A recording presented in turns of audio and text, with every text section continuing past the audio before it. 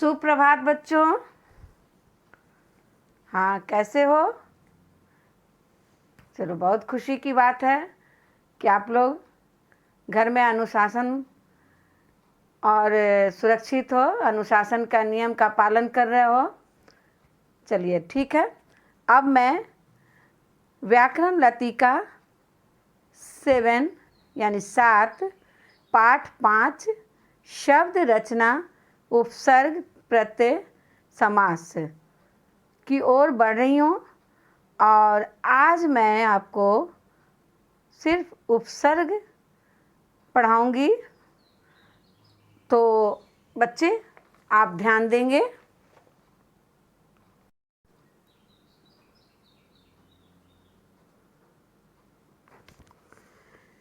तो उपसर्ग जो है वर्णों के क्रमबद्ध और सार्थक मेल से शब्द बनते हैं।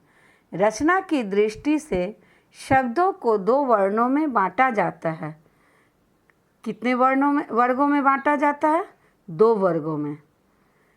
क्या है? वर्णों के क्रमबद्ध है, जो एक क्रम से चलता है, और सार्थक मेल यानी सही अर्थ के मेल से शब्द बनते हैं। रचना की दृष्टि से शब्दों को 2 वर्गों में बांटा जाता है।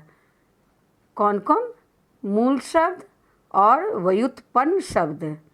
मूल शब्द मीन्स क्या हुआ? जो उसी पर जिस पर आधारित है, उसका जड़। मूल मीन्स क्या होता है? जड़। तो जिस पर उसका उस शब्द जो है जिस पर कि आगे उसका विस्तार किया जा सके। तो मूल शब्द वे शब्द हैं जो बिना किसी उपसर्ग या प्रत्यय के बनते हैं।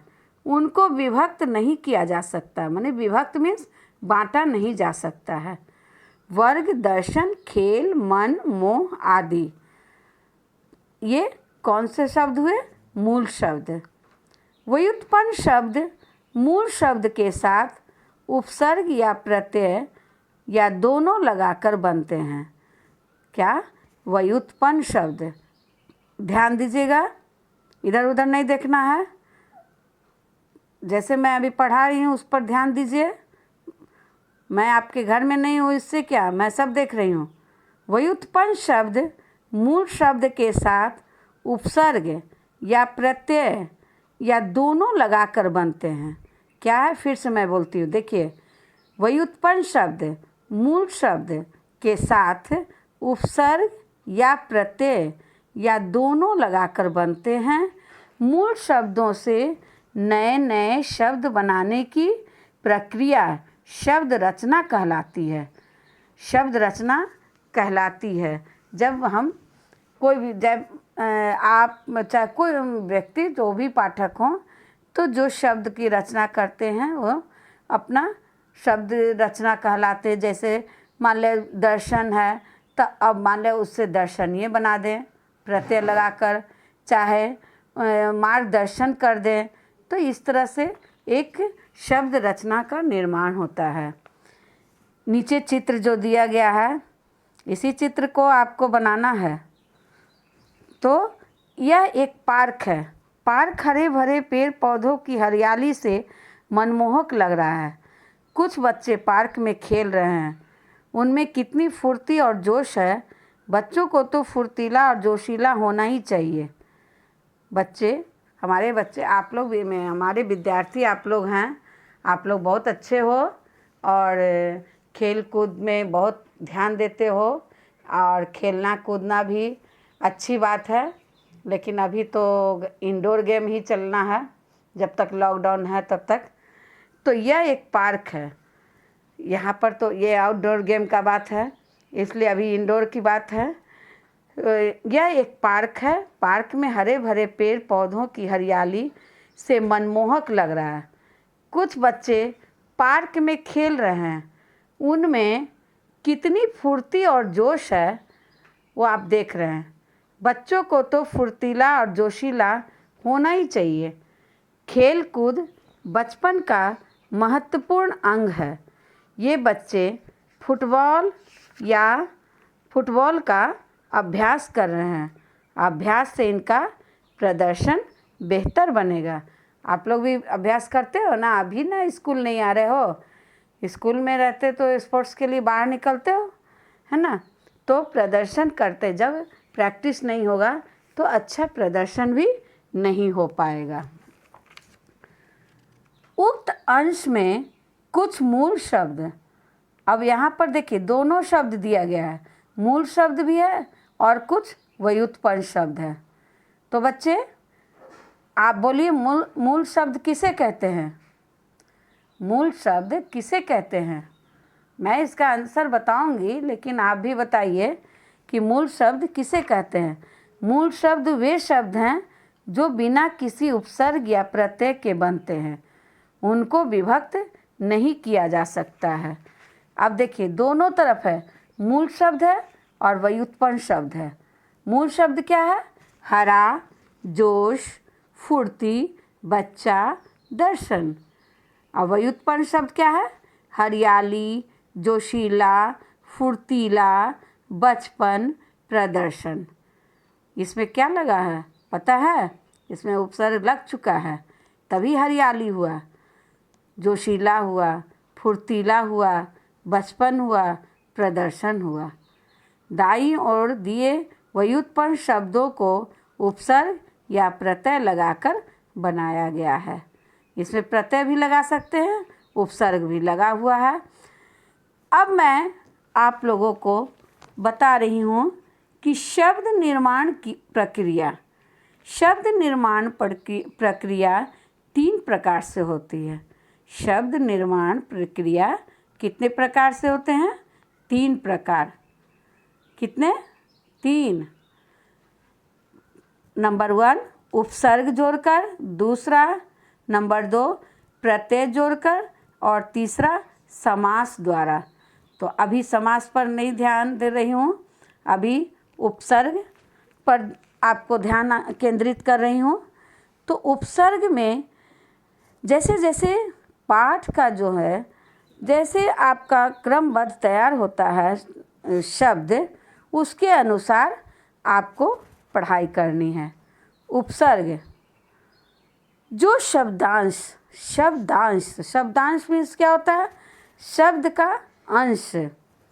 जो शब्दांश मूल शब्द के पहले लगकर उसके अर्थ में, जब तक अर्थ नहीं सार्थक रहेगा तब तक सब व्यर्थ है। तो जो शब्दांश मूल शब्द के पहले लगकर उसके अर्थ में परिवर्तन लाते हैं, वे क्या कहलाते हैं? उपसर्ग। Good, very good. मेरे बच्चे विद्यार्थी बहुत अच्छे हैं, मैं जानती हूँ आप लोगों को, आप लोग बहुत अच्छे हो सभी। राइटिंग पर आप लोग विशेष ध्यान दोगे। वैसे आप लोग की राइटिंग अच्छी है, मुझे मालूम है, लेकिन और अच्छा करने की कोशिश करेंगे। तो उपसर्ग किसे कहते हैं?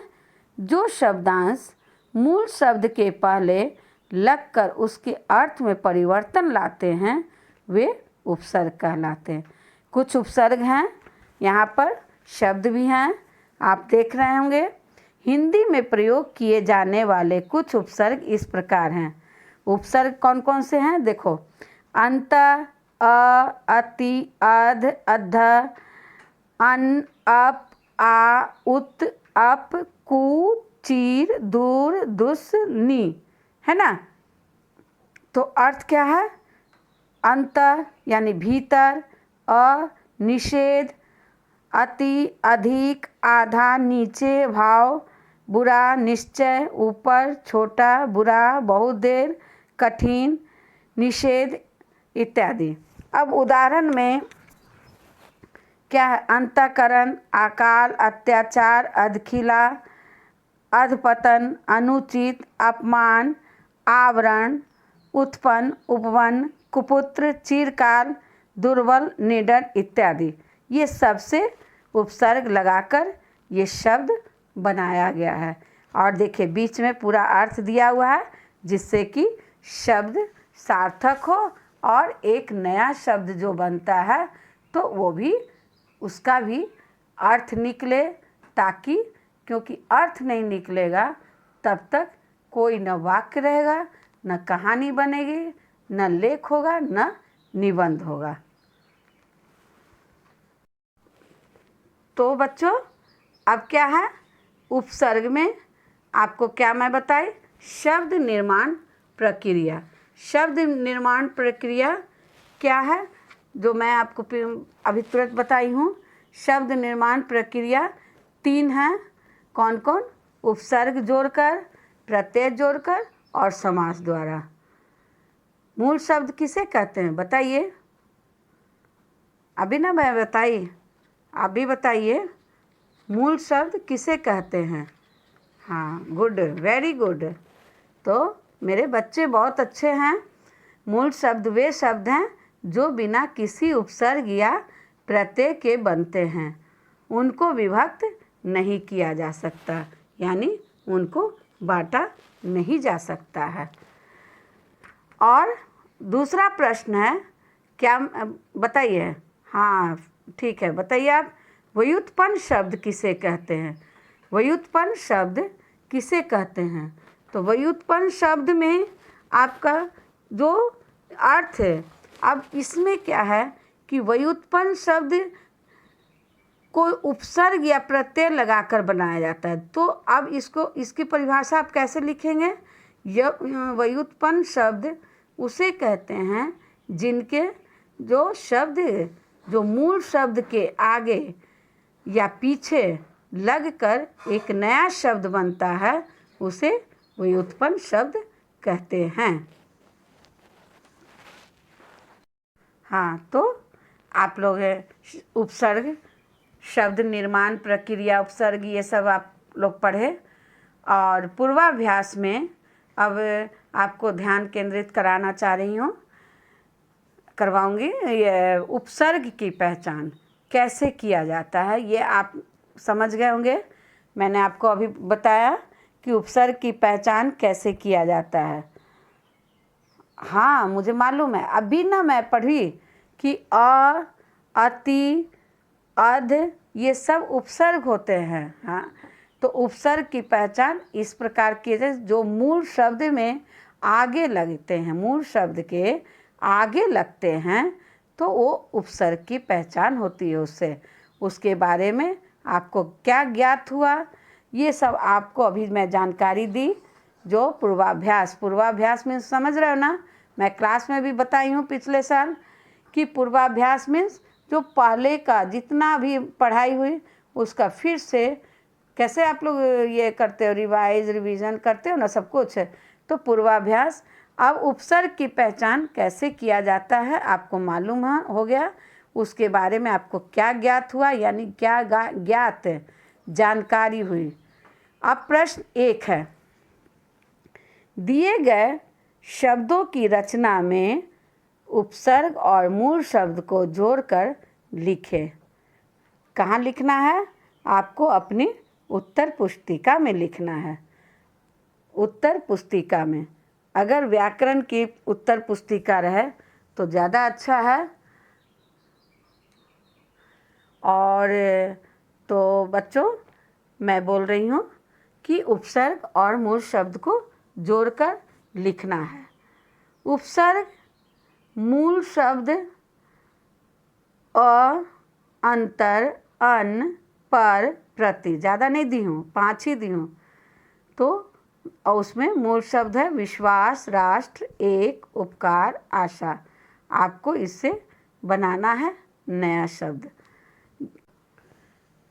धन्यवाद बच्चों।